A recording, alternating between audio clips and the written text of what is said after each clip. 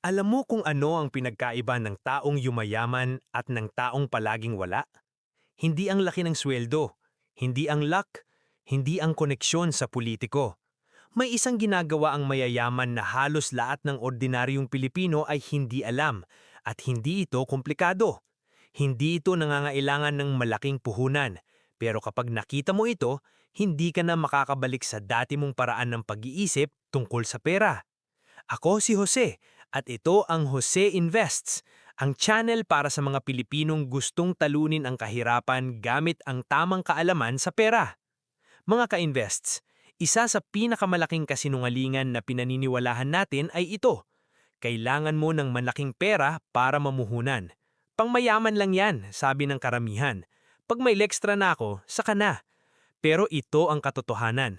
Walang mayaman ang nagsimula sa may extra. Nagsimula sila sa desisyon. At ang desisyon na iyon ay may pangalan. Ang 1% Rule. Sa video na ito, mauunawaan mo kung paano ginagamit ng mga taong tunay na yumayaman ang isang simpleng prinsipyo para palakihin ang kanilang kayamanan kahit mula sa pinakamaliit na halaga. At kung paano mo ito magagawa ngayon, kahit minimum wage ka, kahit laging ubos ang sweldo mo bago sumapit ang katapusan ng buwan. Kung bago ka sa channel na ito, mag-subscribe ka na habang nanonood. Ito ang uri ng content na hindi mo mahahanap sa iyong economics class. Kaya naman, narito ang 8 bagay na kailangan mong malaman tungkol sa 1% rule ng mayayaman. Una, ang 1% rule ay hindi tungkol sa kung magkano ang meron ka. Tungkol ito sa kung magkano ang palagi mong inilalayo. Ang pangunahing prinsipyo ng 1% rule ay ganito. Sa bawat pisong pumasok sa iyong kamay, may porsyento na agad na inilalayo. Hindi para sa bayarin, hindi para sa pagkain, hindi para sa pasalubong, para sa investment. At ang pinakamababang threshold na ginagamit ng mga taong may pinansyal na disiplina, isa lang na porsyento, hindi 10%, hindi kalahati, isa. Para sa isang taong kumikita ng 15,000 pesos sa isang buwan, ang 1% ay 150 pesos, 150 piso, presyo ng 2 Jollibee Value Meal. Pero ang pagkakaiba ng taong naglalagay ng 150 pesos sa investment kada buwan at ng taong hindi? Sa loob ng 30 taon, ang isa sa kanila ay magtataka kung saan napunta ang lahat ng kanyang pera. Ang isa ay magtataka kung paano naging ganito kaganda ang kanyang buhay. Ang 1% rule ay hindi tungkol sa halaga, tungkol ito sa gawi, at ang gawi ang tunay na puhunan. Pangalawa, at ito ang parte na karamihan ay hindi gustong marinig, ang karamihan sa atin ay may sistema ng pera na pabor sa lahat maliban sa ating sarili. Ganito ang nangyayari sa karamihan ng Pilipino sa sweldo day. Pumasok ang pera, lumabas agad sa bayarin, sa utang, sa allowance ng magulang, sa load, sa pagkain. Kung may matitira, bibili ng gusto. At kung may sobra pa rin pagkatapos ng lahat ng iyon, minsan lang mangyayari yan. Saka palagi siyang nagsasabi ng, saka na ako mag-ipon. Pero ang 1% rule ay nagpapalit ng pagkakasunod-sunod. Hindi ka mag-i-invest ng matitira. Mag-i-invest ka muna bago ka gumastos. Tinatawag ito ng mga financial planner na pay yourself first. Pero para sa ating mga ka-invests, mas simple ang pariwanag. Huwag hayaang maging huli ang investment sa pila. Ilagay mo sa simula. Kahit 150 pesos lang muna. Ang sistema ng karamihan sa ating mga kababayan ay dinisenyo para mapunta ang pera sa lahat ng iba pang tao. Ikatlo, at pakinggan mo ito ng mabuti, ang pinakamapanganib na kaaway ng iyong kinabukasan ay hindi ang kahirapan. Ang kaaway mo ay ang lifestyle inflation. Naalala mo nung nakatanggap ka ng unang malaking raise o nung nagsimula kang kumita ng freelance income on the side? Sa karamihan ng mga tao, ang dagdag na kita ay nangangahulugang dagdag na gastos, mas magandang telepono, mas mahal na restaurant, mas madalas na Shopee. Ang sweldo ay lumaki pero wala ring natitira. Sinasabi ng mga mayayaman na sila ay lifestyle neutral pagdating sa incremental income. Ibig sabihin, bawat beses na tumataas ang kita nila, hindi agad tumataas ang pamumuhay. Ang dagdag ay napupunta sa investment muna. Dalawang tao ka-invests. Parehong nakatanggap ng 3,000 pesos na raise noong nakaraang taon. Ang isa ay bumili ng bagong gadget at nagsimulang kumain sa mas mahal na lugar. Ang isa naman ay nagdagdag ng 3,000 pesos sa kanyang monthly investment at pinananatiling katulad ang dating pamumuhay. Sa loob ng 10 taon, ang isa sa kanila ay mananatiling nagtataka kung saan napunta ang lahat ng mga raise na natanggap niya. Ang isa naman ay may portfolio na lumaking hindi niya inaasahan. Ang raise ay hindi upgrade ng lifestyle. Ang raise ay upgrade ng investment. Pang-apat, ngayon pag-usapan natin ang matematika. At hindi ito kailangang maging komplikado. Isipin mo to. Kung mag-i-invest ka ng 500 pesos sa isang buwan sa MP2 ng Pag-ibig na may average dividend rate na nasa 6 hanggang 7% bawat taon, sa loob ng 10 taon, ang iyong 60,000 pesos na kabuuang kontribusyon ay magiging mahigit 83,000 pesos. Walang ginawa, walang binenta, walang nagtayo ng negosyo, inilagay mo lang ang pera at pinabayaang lumago. Ngayon, taasan mo ng kaunti. 1,000 pesos sa isang buwan, 10 taon, parehong rate, nasa mahigit 166,000 pesos ka na. At ito ang hindi sinasabi ng karamihan. Ang mga numero na ito ay para sa ordinaryong tao. Hindi kailangan ng malaking puhunan para maramdaman ang epekto ng compounding. Kailangan mo lang ng oras at ng gawi. Kaya kapag dating natin sa ika-6 na punto, mas magiging malinaw kung bakit ang pinakamahalaga sa lahat ng ito ay hindi ang halaga ng iyong investment, kundi kung kailan ka nagsimula. Ikalima at ito ang lihim ng 1% rule na halos walang nagsasabi, hindi mo kailamang manatili sa 1% magpakailanman. Ang tunay na kapangyarihan ng 1% rule ay nasa incremental increases, ang tinatawag na 1% more strategy. Ganito ito gumagana. Ngayong buwan, mag-commit ka ng 1% ng iyong sweldo. Pagdating ng ika-6 na buwan, dagdagan mo ng 1%. Hindi mo ito mararamdaman sa iyong pang-araw-araw na pamumuhay. Hindi ka magugutom. Hindi mababago ang lifestyle mo. Pero sa loob ng 3 taon, nag-i-invest ka na ng 7% ng iyong kita nang hindi mo naramdaman ang transition.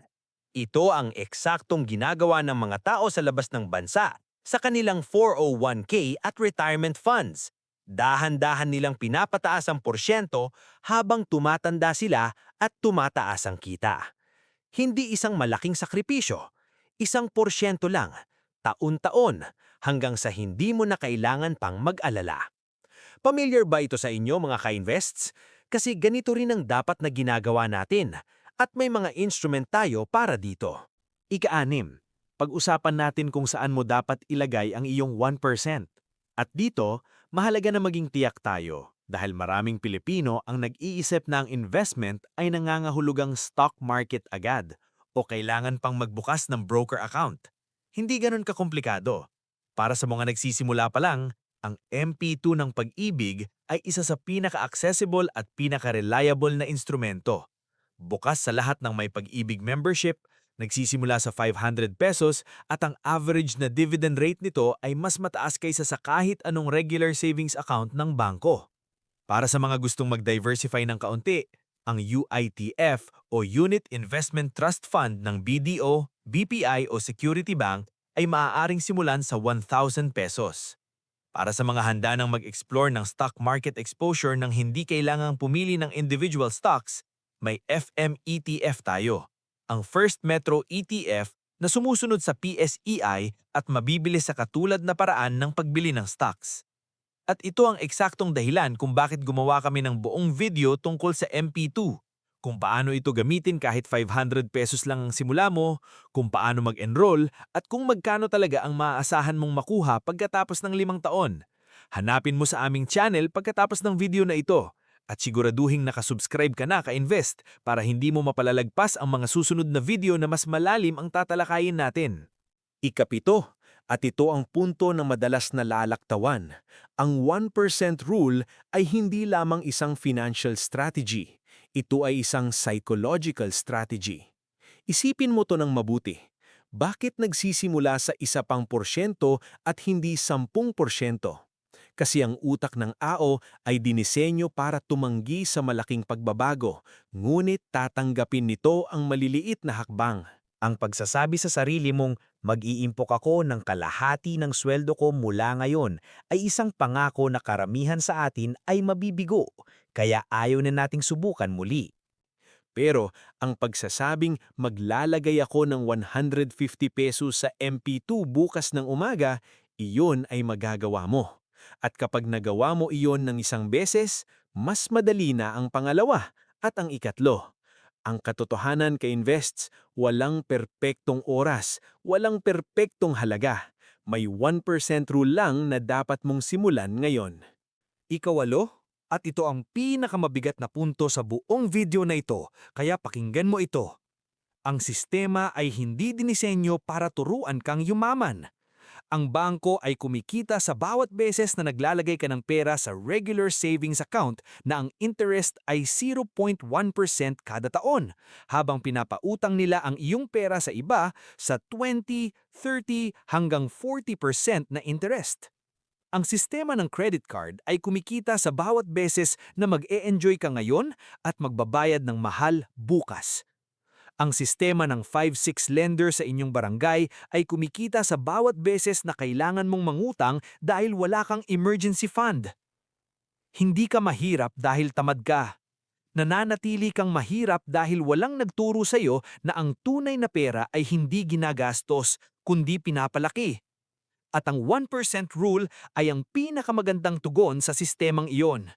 Dahan-dahan, paisa-isa, tinatayuan mo ng proteksyon ng iyong sariling kinabukasan ng walang malaking puhunan, walang malaking sakripisyo, at walang kailangan pang pumunta sa bangko para humingi ng tulong. Nanatili ka pa rin. Magaling! May bonus ako para sa iyo mga ka-invests. Ito ang bagay na hindi sasabihin ng karamihan sa financial content na mababasa mo. Ang 1% rule ay may inverse, at pag hindi mo ito naiintindihan, kahit gaano ka ka-consistent sa pag-i-invest, palaging may kumakain ng iyong progress nang hindi mo alam. Ang inverse 1% rule ay ito. Bawat piso na nautangan mo sa mataas na interest ay nagko-cost sa iyo ng hindi lamang 1% bawat buwan. Ang credit card na hindi mo nababayaran ng buo, 3.5% interest bawat buwan, katumbas ng 42% bawat taon. Ang 5-6 loan, literal na 20% sa loob ng isang linggo sa ilang kaso. Ibig sabihin nito, kahit mag-invest ka ng 1% ng iyong kita habang may hawak kang mataas na interest na utang, ang investment mo ay hindi makakahabol sa rate ng pagdami ng utang mo. Kaya bago mo simulan ng 1% investing rule, suriin mo ang iyong mga utang. Bayaran mo muna ang mga nagko-cost sa iyo ng higit sa 10% bawat taon. Pagkatapos, saka mo simulan ang systematic investing. Ang 1% rule ay hindi gumagana habang may butas ang timba mo. Kung nanood ka hanggang dito at handa ka ng simula ng iyong 1%, i-comment mo ang salitang simula na sa baba. Alam ko na sino sa inyo ang seryoso at kayo ang mga ka-invests na gusto kong marinig sa comment section. Salamat sa inyong oras mga ka-invests. Kung may natutunan kayo ng kahit isang bagay ngayon, i-share mo to sa isang kaibigan o kapatid na lagi mong naririnig na nagsasabi ng pag may extra na, mag-i-invest na. Mas malaking tulong yan kaysa sa anumang regalo. May video din kami tungkol sa MP2 ng pag-ibig, step by step, mula enrollment hanggang sa kung magkano ang maaasahan mong makuha. At pinili namin yan bilang susunod mong panood kasi ito ang pinakamagandang unang hakbang para sa 1% rule. Hanggang sa muli, mag-ipon tayo, mag-invest tayo para sa mas magandang bukas.